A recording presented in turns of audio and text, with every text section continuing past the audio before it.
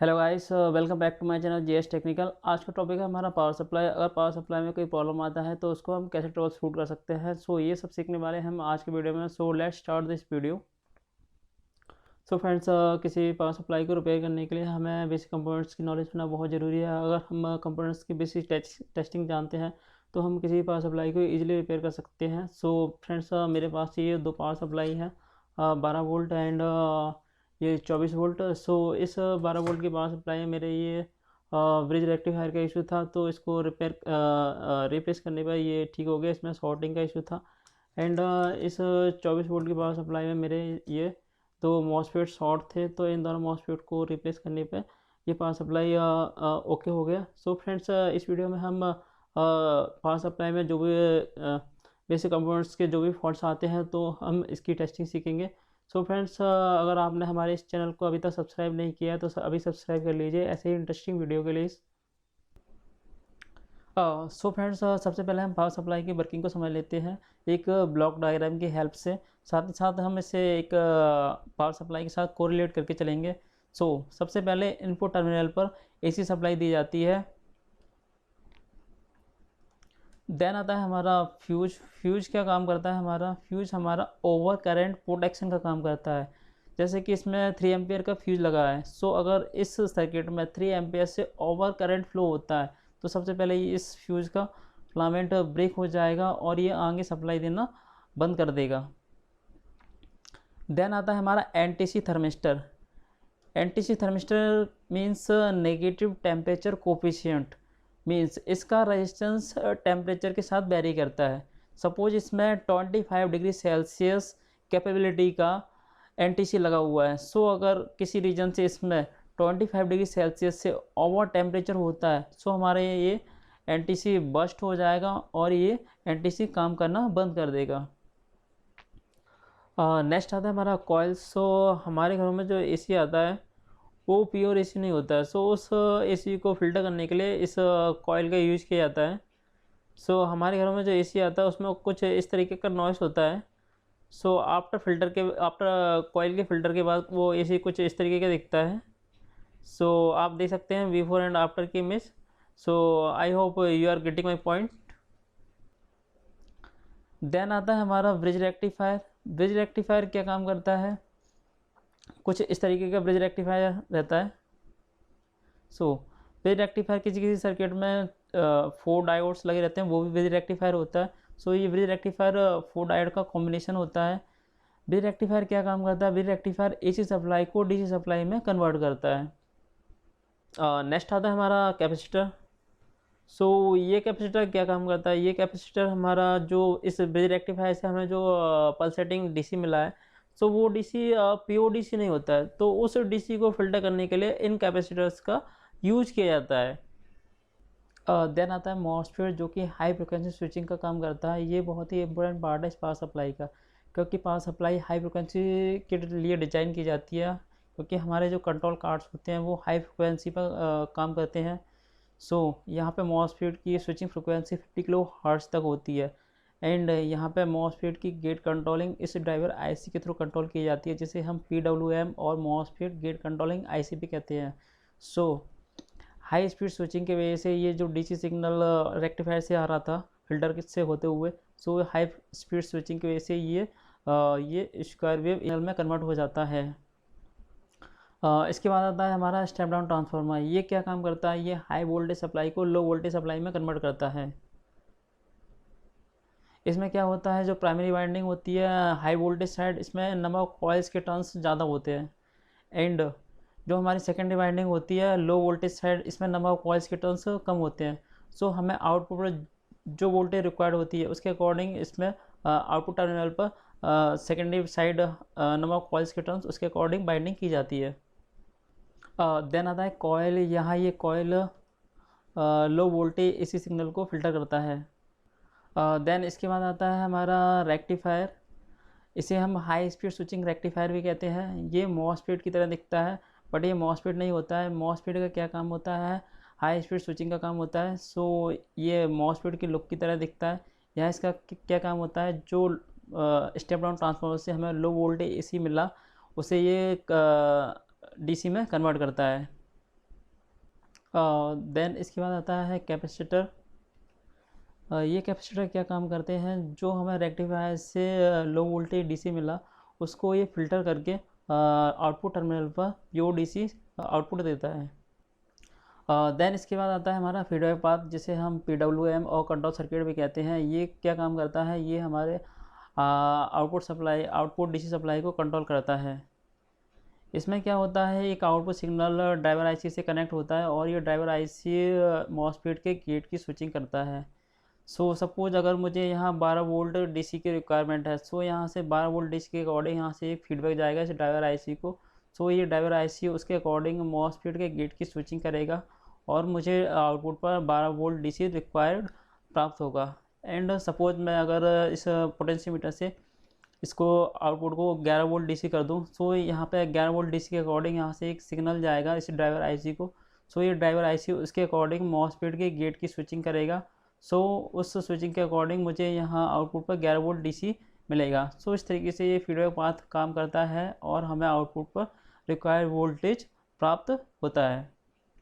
So friends, ये था हमारा एसएमपीएस वर्किंग के कैसे एसएमपीएस एसी सप्लाई को डीसी सप्लाई में हाई फ्रिक्वेंसी पर कन्वर्ट करता है। Now let's C SMPS fault testing.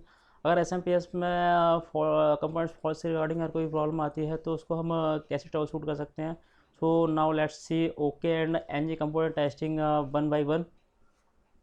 So friend, सबसे पहले हमें इनपुट टर्मिनल पर हमें एसी सप्लाई चेक कर लेने मल्टीमीटर से कि इनपुट टर्मिनल पर 250 वोल्ट आ भी रहा है या नहीं आ रहा है। क्योंकि कभी क्या होता है कि हम अपने एसएमपीएस को अपनी केबल को चेक नहीं करते हैं और हम अपने एसएमपीएस को रिपेयर कराने के लिए ले जाते हैं और पता चलता है कि हमारी केबल ही फॉल्टी थी। सो सबसे पहले हमें इनपुट टर्मिनल पर अपनी एसी सप्लाई चेक कर लेनी है कि 250 वोल्ट यहाँ पर आ भी रहा है या नहीं आ रहा है मल्टीमीटर से। और next testing of fuse. So fuse की टेस्टिंग के लिए मल्टीमीटर को हम कंटिन्यूटी मोड पर सेट करते हैं एंड फ्यूज की हम कंटिन्यूटी चेक करते हैं। अगर फ्यूज कंटिन्यूटी शो कर रहा है मल्टीमीटर में तो मीन्स फ्यूज ओके है। एंड अगर कंटिन्यूटी मोड पर फ्यूज ओपन लूप शो कर रहा है so means fuse not okay. Next one is testing of NTC means negative temperature coefficient. So इसकी टेस्टिंग के लिए हम मल्टीमीटर को ओम पर सेट करते हैं। सो इसको टेस्ट करने पर अगर ये कुछ वैल्यू ओम में देता है so it means it's okay. And अगर इसको टेस्ट करने पर अगर ये वैल्यू ओपन लूप शो करता है और मेगा ओम में वैल्यू देता है तो it means it's NG. And इसको आप अगर ये बस टाइप का है तो इसको भी आप चेक कर सकते हैं कि ये एनजी है। Next one is testing of coil. So coil की टेस्टिंग के लिए मल्टीमीटर को हम कंटिन्यूटी मोड पर सेट करते हैं। सो टेस्ट करने पर अगर ये कंटिन्यूटी शो करता है it means it's okay. So coil को हमें वो साइड चेक करना है, positive side and negative side. And not okay condition में अगर ये ओपन लूप शो करता है, अगर ये कॉयल कहीं से ब्रेक हो गया है तो इट मीन्स ये ओपन लूप शो करेगा। सो इट्स कंडीशन में हमारा कॉयल नॉट ओके होता है। Next one is testing of rectifier. Rectifier क्या होता है, रेक्टिफायर हमारा 4 डायोड का कॉम्बिनेशन होता है एंड ये क्या काम करता है, एसी को डीसी में कन्वर्ट करता है। सो रेक्टिफायर कुछ इस तरीके का दिखता है, कुछ अलग अलग शेप्स में आते हैं रेक्टिफायर। सो रेक्टिफायर की टेस्टिंग से पहले हमें डायोड की टेस्टिंग सीखनी पड़ेगी। सो डायोड हमारा क्या कहता है, a diode allow the electricity to flow in one direction only and blocks in opposite direction. Means diode को मल्टीमीटर से चेक करने पर एनोड से कैथोड पे अगर चेक करोगे आप फॉरवर्ड कंडीशन पे तो ये कुछ वैल्यू शो करेगा एंड कैथोड से एनोड पे रिवर्स कंडीशन पे चेक करोगे तो ये ओपन लूप शो करेगा। सो आप इसमें देख सकते हैं। सो फॉरवर्ड कंडीशन पे हम इस डायोड को चेक कर रहे हैं तो ये कुछ वैल्यू शो कर रहा है एंड रिवर्स कंडीशन पे हम इस डायोड को चेक कर रहे हैं तो ये ओपन लूप शो कर रहा है। So this is the okay condition of diode and not okay condition of diode. There are 3 condition of not okay condition of diode. So first one is if it shows beep on both side, in that case a diode is short. अगर ये both side हमारा beep show करता है it means diode हमारा short हो गया है। And second one is if it shows value on both side, in that case diode हमारा लीकेज हो गया। अगर ये both side वैल्यू शो करता है and forward condition and reverse condition दोनों ही कंडीशन में हमारा अगर ये वैल्यू शो करता है इट मीन्स डायोड हमारा लीकेज हो गया है।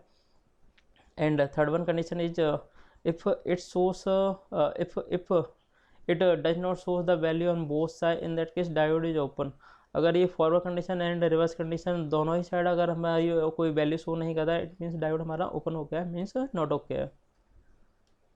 सो इस तरीके से हमें डायोड को अपने रेक्टिफायर को कंसीडर करना है। फॉरवर्ड कंडीशन में इस तरीके से चेक करना है एंड रिवर्स कंडीशन में इस तरीके से चेक करना है। सो हमारा रेक्टिफायर हमारा कुछ इस तरीके से दिखता है। सो रेक्टिफायर को एसी इनपुट टर्मिनल को ये वाले होते हैं and positive terminal and negative terminal कुछ इस ये वाले होते हैं। सो हमें डायोड को इस तरीके से कंसीडर, रेक्टिफायर को हमें इस तरीके से कंसीडर करना है और हमें रेक्टिफायर को इस तरीके से चेक करना है। सो इस तरीके से आप चेक करोगे तो आप रेक्टिफायर को इजीली चेक कर सकते हो। Next one is testing of capacitor. So this is the okay condition of capacitor. Okay condition में क्या होता है, कैपेसिटर अपनी एक्चुअल पोजीशन में दिखता है, इसका टॉप सर्विस बस्ट नहीं होता है। And this is the not okay condition of capacitor. Not okay condition में क्या होता है कि इसका टॉप सरफेस फूल जाता है, बस्ट हो जाता है। So this is the not okay condition of capacitor. So next one is testing of MOSFET. So okay condition क्या कहती है मॉसफेट की, gate to drain no value, gate to source no value and drain to source value. So gate to drain अगर हम check करते हैं तो इसमें मल्टीमीटर से, तो इसमें कोई वैल्यू नहीं शो होना चाहिए। एंड गेट टू सोर्स हम चेक करते हैं तो इसमें भी कोई वैल्यू शो नहीं होनी चाहिए। एंड ड्रेन टू अगर सोर्स हम चेक करते हैं तो इसमें कुछ वैल्यू शो होनी चाहिए। सो this is the okay condition of MOSFET. And not okay condition MOSFET की क्या कहती है, अगर ये ड्रेन टू सोर्स अगर ये शॉर्टिंग शो कर रहा है, it means it's not okay. Next one is testing of transformer. So इसमें क्या होता है, प्राइमरी की वाइंडिंग सेपरेट होती है एंड सेकेंडरी की वाइंडिंग सेपरेट होती है। जैसे कि आप इसमें देख सकते हैं प्राइमरी की वाइंडिंग सेपरेट है एंड सेकेंडरी की वाइंडिंग सेपरेट है। सो ओके कंडीशन क्या कहती है ट्रांसफार्मर की, सो हम कंटिन्यूटी मोड पर अगर मल्टीमीटर से चेक करते हैं तो प्राइमरी साइड को हम कंटिन्यूटी मोड पर चेक करते हैं तो ये कंटिन्यूटी शो होना चाहिए। एंड सेकेंडरी साइड को हम चेक करते हैं तो कंटिन्यूटी मोड पे इसकी कंटिन्यूटी शो होनी चाहिए। सो this is the okay condition of transformer. And अगर हम प्राइमरी टू सेकेंडरी वाइंडिंग को कंटिन्यूटी मोड पर चेक करते हैं और ये कंटिन्यूटी शो करता है, it means it's not okay condition of transformer. So friends, आपने देखा एसएमपीएस के वर्किंग की, कैसे एसएमपीएस एसी सप्लाई से डीसी सप्लाई में हाई फ्रिक्वेंसी पर कन्वर्ट करता है। देन आपने देखा है एसएमपीएस में फॉल्ट ट्रबल शूटिंग कि एसएमपीएस में अगर कोई फॉल्ट आता है तो उसको हम कैसे ट्रबल शूट कर सकते हैं। सो अगर आप इन स्टेप्स को फॉलो करते हैं तो एसएमपीएस को आप इजीली रिपेयर कर सकते हैं। सो ऐसे ही इंटरेस्टिंग वीडियो के लिए अभी इस चैनल को सब्सक्राइब कर लीजिए। सो मिलते हैं हम नेक्स्ट वीडियो में। Thank you, bye bye.